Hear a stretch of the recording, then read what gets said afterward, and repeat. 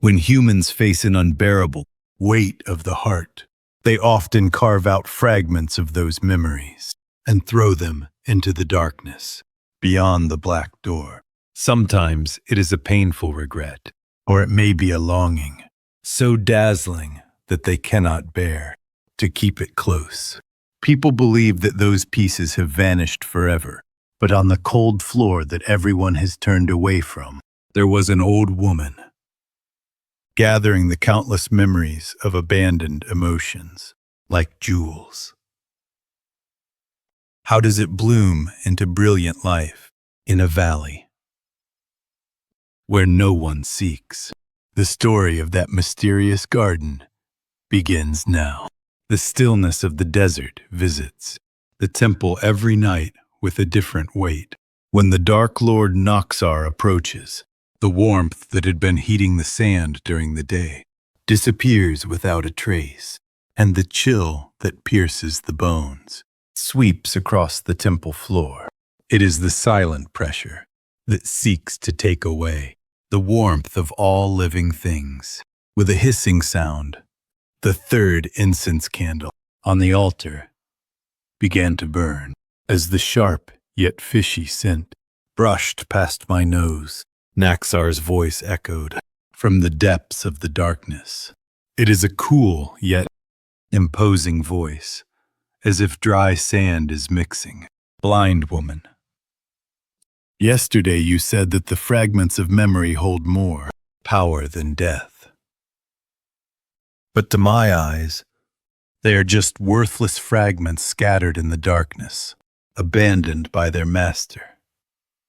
Shara slowly lifted her head towards the presence of the unseen, and she answered in a calm voice, Naksar, you believe that what is finished disappears, don't you? However, the small pieces that fall away from human memory are cherished in someone's hands. In the deep valley, where the worthless fragments abandoned by their owner are not sought after, they become the most precious seeds in the world. Tonight, I will tell you the story of an old woman who spent her whole life in front of that door. A long time ago, there was always a long line in front of the black door that promised to erase memories. And at the very end of that line, under the deepest shade, there sat an old woman with dozens of clay jars laid out. People called her the one who collects memories. When people threw their painful memories toward the black door and left with a light expression, the old woman carefully collected the invisible pieces that had fallen to the ground and placed them into the jars. The pieces sometimes smelled of wet earth, and at other times of burnt firewood. It was someone's regret, and also someone's unfulfilled longing.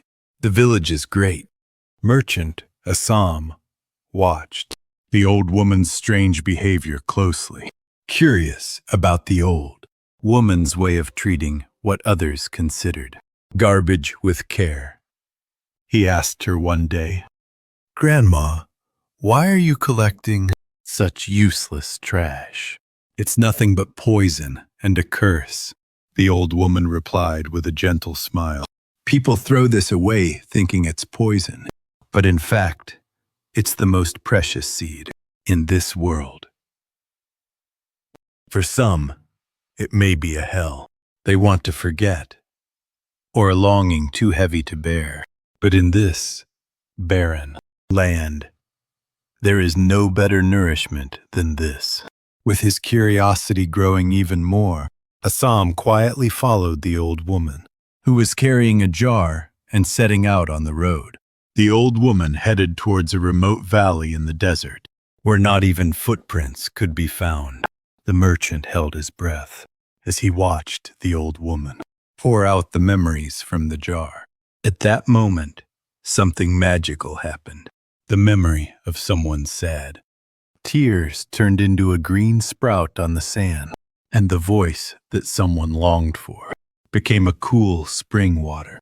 The genuine pain that could not be spoken out loud bloomed as the reddest flower in the desert. In that valley, countless flowers, each holding a different story, were radiating dazzling vitality.